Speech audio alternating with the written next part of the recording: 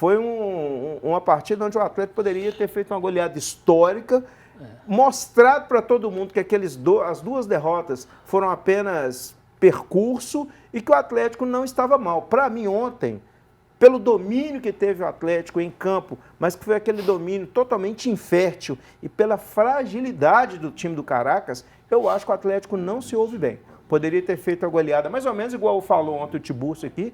O Tiburcio brincou que ontem vai meter um 7. Eu até brinquei na hora, mas vendo o jogo, o Atlético construiu para fazer até mais de 7. O Tiburcio estava certo. Não, concordo. E o Frossá acertou 4-0, né? Aqui, Matheus, diante de toda essa fragilidade, é difícil até a gente fazer uma avaliação do jogo em si. Eu acho que, até discordando do meu amigo Ailton aqui, o programa é democrático, é o segundo jogo da história dos clubes. O Atlético tem 8 gols. Contra o mesmo clube, né? Jogo de ida e jogo lá na Venezuela e aqui no Brasil. Então eu acho que o Atlético fez o que tinha que fazer mesmo. Se o Atlético ganha de 1-0, apertado, aquele gol no último minuto, aquele gol de pênalti, um pênalti duvidoso, que aí salvou o Atlético, aí eu falaria para vocês aqui, alguma coisa precisa ser revista, está errado. Mas ganhou de 4, ganhou com o pé nas costas, o Atlético passeou, Milito utilizou outros jogadores, reserva, inclusive ele vai falar daqui a pouquinho no nosso programa. Eu acho que enfim, mas mesmo assim fica difícil a gente avaliar pela ruindade do time do Caracas, né? Pela ruindade do time, talvez a galera tenha tirado um pouco o pé, né? Porque já estava classificado, o adversário era fraco. Pelas mudanças do Milito, né? Colocou 4, 5 jogadores diferentes. Então, colocou Zarato de primeiro volante, né? Mudou ali o meio de campo, colocou o Alisson pela direita, Scarpa pela esquerda e jogou bem do mesmo jeito, né? Os dois primeiros gols foram cruzamentos parecidos, né? Então, essa junção de fatores aí até dificulta um pouco, mas ao mesmo tempo o Atlético mostra que tem condições ainda de evoluir mais ainda e buscar coisas maiores nessa Libertadores. Eu também acho que a gente falou da utilização de alguns reservas do Atlético no jogo dessa terça-feira. Vamos chamar o Milito, porque ele falou sobre isso aqui no nosso Placar Horizonte.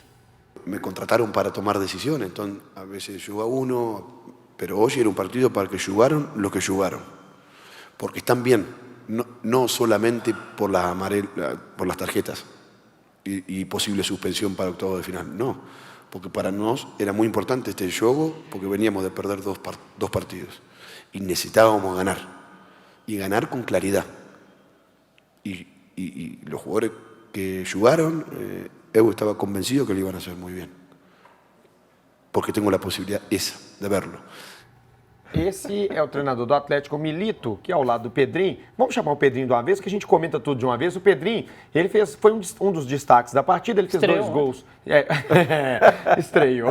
Olha, ele jogou bem contra o Caracas, fez 2 gols, e ele falou aqui no nosso placar, vai falar aqui no nosso placar, se há alguma possibilidade dele estender o contrato com o Atlético. Ô, Pedrinho! Acorda, Pedrinho, fala com a gente. Isso não depende de mim, a única certeza que eu tenho é que o tempo que eu estiver aqui eu vou dar meu máximo, vou dar, seja nos treinamentos, seja nos jogos, para defender essa camisa da melhor forma possível, independente do tempo que eu ficar, tenho certeza que vou tentar mostrar meu futebol o máximo possível, porque sou um cara muito feliz de poder estar nesse grande elenco que é o Atlético e com certeza esse ano vai buscar grandes coisas.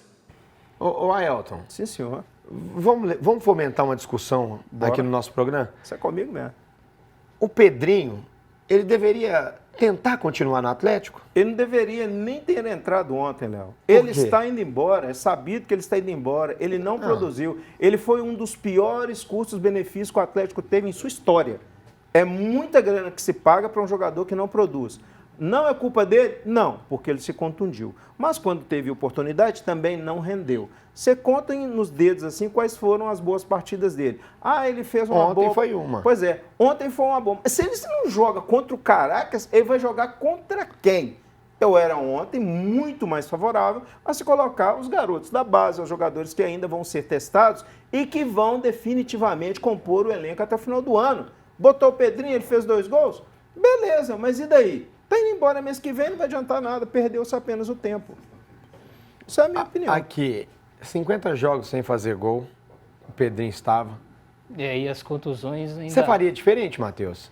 Do Ailton aqui? O Ailton tem uma opinião, você faria diferente? Na teoria, ele talvez não devesse ter jogado ontem teria que ser o Igor Gomes, né? Porque já tinha colocado o Alisson, o Zarate, o Scarpa já estava jogando, teria que ser o Igor Gomes, porque o resto estava tudo pendurado. Então ele entrou, e eu não duvido que ele continue entrando até o final do mês que vem, porque os jogos vão apertar mais um pouquinho agora, né? Vai ter uma sequência, então eu não duvido que ele continue entrando não, mas ao mesmo tempo eu concordo um pouco com a Ailton, que já que ele não vai ficar depois do meio do ano, quem tem que jogar e entrar no ritmo do time, em sintonia com o time, são os garotos ou os jogadores que vão continuar aqui. Aqui, além do Pedrinho ter feito os gols, também foi importante no fim do jejum de Hulk. O atacante que estava há 9 jogos sem marcar, agora tem uma marca de 8 gols em 21 jogos da temporada, vestindo a camisa do Galo. Além disso, o ídolo atleticano também alcançou uma outra marca muito importante. Ele se igualou à marca de ninguém mais, ninguém menos de que Zico, que também fez 16 gols em Libertadores. Zico e Hulk, junto com o ex-atacante Jardel, estão entre os 20 brasileiros com mais gols marcados na competição. Aqui, muito merecido. Uma né? fase, hein?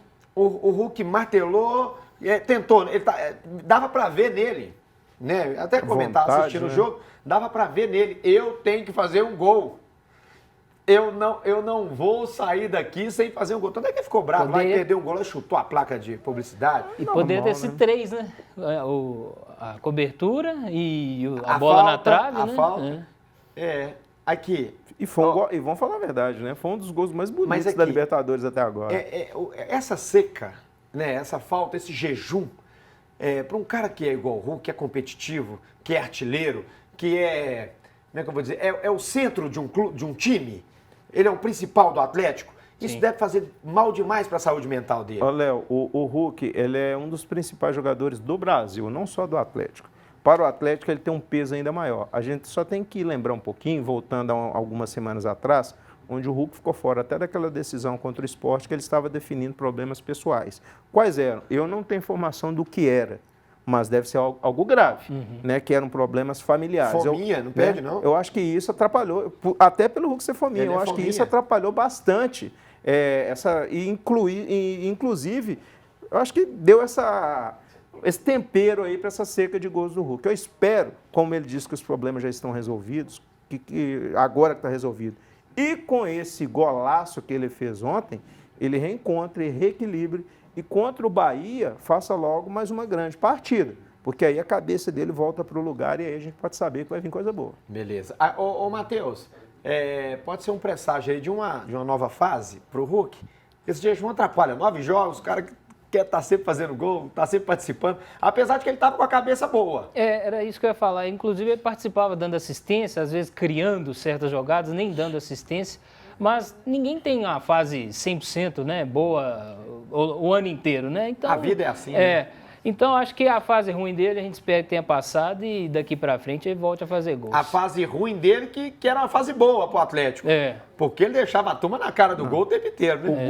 O Hulk, na fase ruim dele, ele é melhor que 90% dos jogadores do Brasil. Eu também acho. Tem gente que faz gol o ano inteiro e não tem título nenhum na carreira, né? Não, Harry Kane.